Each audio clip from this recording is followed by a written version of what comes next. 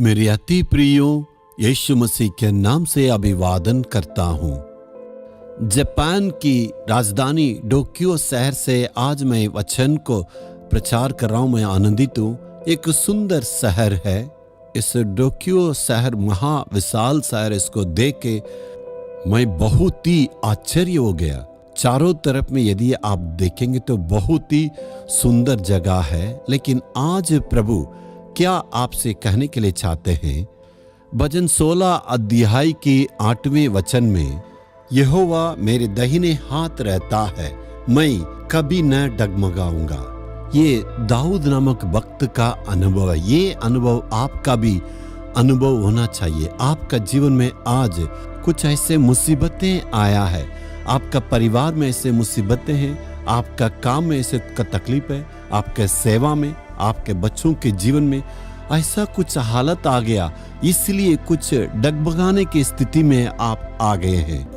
आपका व्यापार में इतना बड़ा नुकसान का चलता परेशान है, आपका परिवार इतना डगमगा रहा है। दाऊद के जीवन में इतना दुख दर्द आया, इतना परेशानियां आई थी, परीक्षाएं आई थी। वो कहता है, परमेश्वर यहोवा मेरे दाहिने ओर है, मैं कभी भी डगमगाऊंगा नहीं, क्योंकि वो सारे हालातों में मेरे साथ रहता, वो मुझको विजय को देगा। इस प्रकार वो हमेशा प्रभु की भरोसा में रहा। दाऊद का जो अनुभव रहा वो हमारे अनुभव होना चाहिए। आप भी इस प्रकार हिम्मत से कहना, कुछ भी हो जाए, कुछ भी तकलीफें आए, मैं कभी भी नहीं डगमगाऊंगा। मेरी सेवा में कितना दुख तकलीफ आया, कितनी परेशानियां आए थी, कितनी रुकावटें आया, कितनी लोग मेरे सेवा को खत्म करना चाहते थे, लेकिन परमेश्वर मेरे साथ रहने के चलते मैं कभी नहीं डगमगाया। परमेश्वर ने मुझे सुरक्षित रखा। आपको भी रक्षा करेगा। इसका मतलब हमेशा परमेश्वर को अपने दाहिने ओर आपको रखना है। चारों तरफ में परमेश्वर की उपस्थिति को आप देख सकते हैं, लेकिन प्रभु हमारी रक्षा के लिए हमेशा हमारी दाहिनी ओर रख के रक्षा करते हैं। बहुत बार मैंने प्रभु की उपस्थिति को महसूस किया, उसमें बहुत सारे अनुभवों को मैं आपको कह सकता हूँ। किसी भी सभा में प्रचार करना है तो घंटे घंटे परमेश्वर की चरणों पर बैठ के प्रार्थना करते हैं और प्रभु का वचन को प्राप्त करके उन लोगों के लिए मैं प्रचार करता हूँ। एक दिन में सभाएं हो रही थी। 2 दिन की सभा में इतनी भीड़ के लोग आए थे।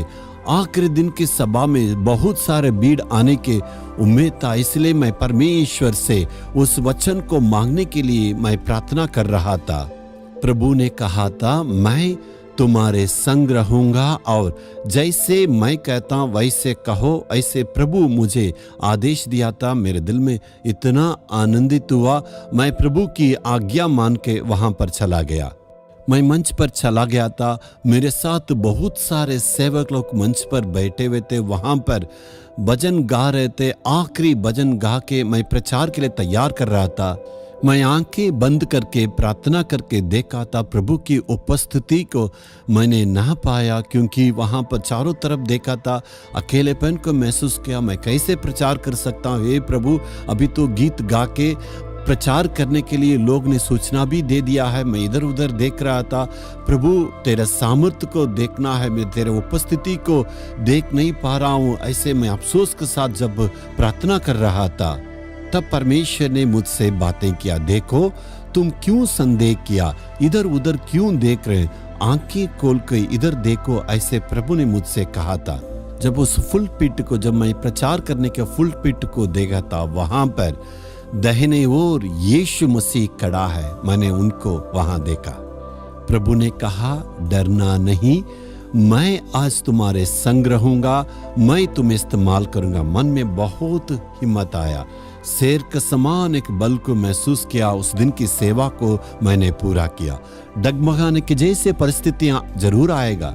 आज आप मुंह खोल के कहना, परमेश्वर मेरी दाहिने ओर है, इसलिए मैं कभी भी नहीं डगमगाऊंगा।